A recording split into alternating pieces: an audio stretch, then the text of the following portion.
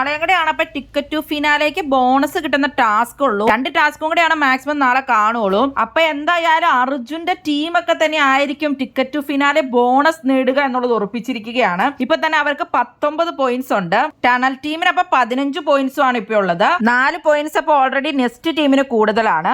മറ്റു ടീമാരൊന്നും പിന്നെ ഇവരുടെ ഒപ്പം എത്തില്ല. അപ്പൊ ticket to finale bonus task മിക്കവാറും കിട്ടാൻ പോകുന്നത് നെക്സ്റ്റ് ടീമിന് തന്നെ ആയിരിക്കും. ഇന്നിപ്പോ അർജുൻ അടിപൊളിയായിട്ട് തന്നെയായിരുന്നു ടാസ്ക് കളിച്ചിട്ടുണ്ടായിരുന്നത്. ഗംഭീര പ്രകടനമായിരുന്നു അർജുൻ കാഴ്ചവെച്ചത്. വളരെ ചുരുങ്ങിയ സമയം കൊണ്ട് ടാസ്ക് പൂർത്തിയാക്കിയെന്ന് ബിഗ് ബോസ് പറയുകയുണ്ടായി. എല്ലാം ഊതി പറത്തി കളഞ്ഞു എന്നൊക്കെ ബിഗ് ബോസ് പറഞ്ഞിട്ടുണ്ടായിരുന്നു. വെറും 1 മിനിറ്റ് 10 സെക്കൻഡും കൊണ്ടാണ് അർജുൻ അപ്പൊ ടാസ്ക് ഫിനിഷ് ചെയ്തത്. അഭിഷേകം കാര്യം കളിച്ചിട്ടുണ്ടായിരുന്നു, പക്ഷെ ഏറ്റവും കൂടുതൽ ചെയ്തത് അർജുൻ തന്നെയായിരുന്നു. രാവിലത്തെ ടാസ്ക് ആണെങ്കിൽ ഋഷിയും അഭിഷേകവും പൊളിച്ചെടുക്കുകയുണ്ടായി.